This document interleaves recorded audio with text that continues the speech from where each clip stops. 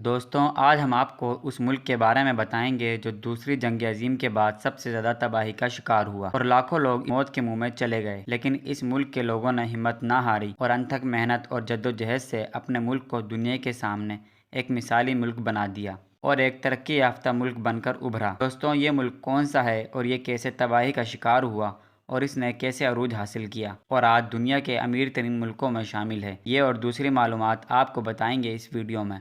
اس سے پہلے ہمارے چینل کو سبسکرائب کریں اور دیکھتے رہیے AR انفارمیشن۔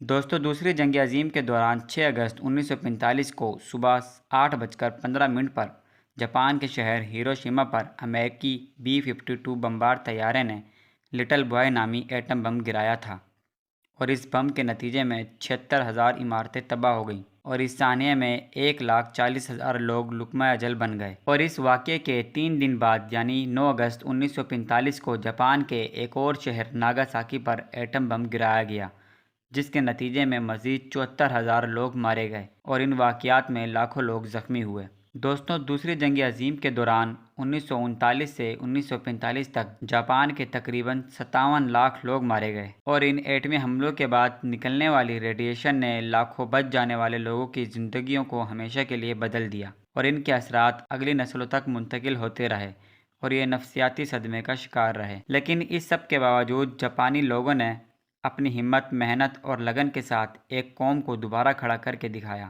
اور اتنی غضبناک تباہی کے باوجود آج جاپان 4.3 ٹریلین GDP کے ساتھ دنیا کی تیسری بڑی معیشت ہے۔ اتنے بڑے پیمانے پر انفراسٹرکچر کے تباہ ہونے کے باوجود آج جاپان ایکسپورٹ کے حساب سے دنیا کا چوتھا بڑا ملک ہے، جبکہ ٹیکنالوجی اور ترقی کے حساب سے جاپان کو مارکیٹ لیڈر مانا جاتا ہے۔ دوستوں اتنی بڑی ایٹمی تباہی کے باوجود جاپان کو سب سے زیادہ ابتدائی چیلنجز کا سامنا تھا۔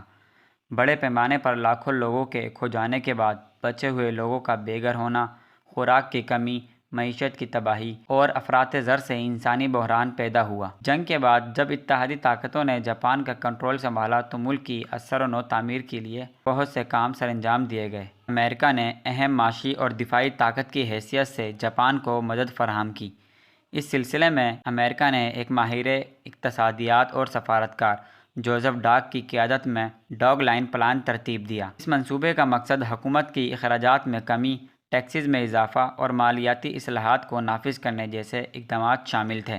اس منصوبے نے جاپان میں اقتصادی ترقی کی بنیاد رکھی۔ اس کے علاوہ امریکہ نے جاپان کی مالی امداد بھی کی، اشیاء خورد و نوش کا ضروری سامان فراہم کیا، بین الاقوامی اداروں اور بینکوں کے ذریعے مالی فنڈنگ اور سرمایہ کاری کے ذریعے بنیادی منصوبوں کو آگے بڑھایا۔ شیگرو یوشیدا ملک کے نئے وزیر اعظم بنے۔ ان کا دور جاپان میں اقتصادی ترقی کا دور ثابت ہوا اور ان کے دور حکومت میں ملک کو ترقی پر لے جانے کے لیے روڈ میپ واضح کیا گیا۔ جاپان نے اپنی فوجی طاقت کو نمایاں طور پر کم کیا اور مسائل کو پرامن طور پر حل کرنے کے لیے سفارتکاری کو بہتر کیا گیا اور دنیا کے دوسرے ممالک سے تعلقات بہتر سمت پر گامزن کیے گئے، جس سے بین الاقوامی برادری کا جاپان پر اعتماد بحال ہوا۔ 1951 میں اتحادی طاقتوں نے جاپان سے امن معاہدہ کیا۔ انہوں نے جاپان کی خود مختاری کو تسلیم کیا اور تمام تنازعات کو حل کیا گیا۔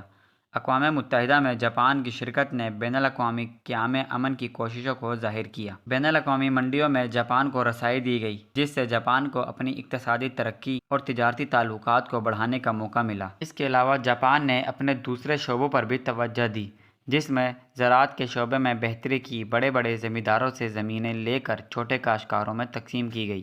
کاشتکاری کے لیے جدید ترین طریقوں کو اپنایا گیا، جس سے زراعت میں اضافہ ہوا۔ چھوٹے کسانوں کو فنڈز فراہم کرنے کے لیے کوآپریٹو یونٹ قائم کیے گئے۔ دوستوں جنگ کے بعد تباہ ہونے والی عمارتوں کی جگہ نئی عمارتیں تعمیر کرنے کے لیے ہاؤسنگ لون کارپوریشن کے ذریعے مالی مدد فراہم کی گئی۔ سرمایہ کاری کو بڑھا کر خرچے کم کرنے کی ترغیب دی گئی۔ صنعتی اور ٹیکنالوجی ترقی میں غیر معمولی اضافہ ہوا۔ ملک میں بڑی بڑی کمپنیوں کا قیام عمل میں آیا جو آج دنیا میں بہت اہم سمجھی جاتی ہے۔ ان میں ٹویوٹا، پیناسونک، سونی، ہونڈا وغیرہ شامل ہیں، جن کا عالمی برآمدات میں اہم کردار ہے۔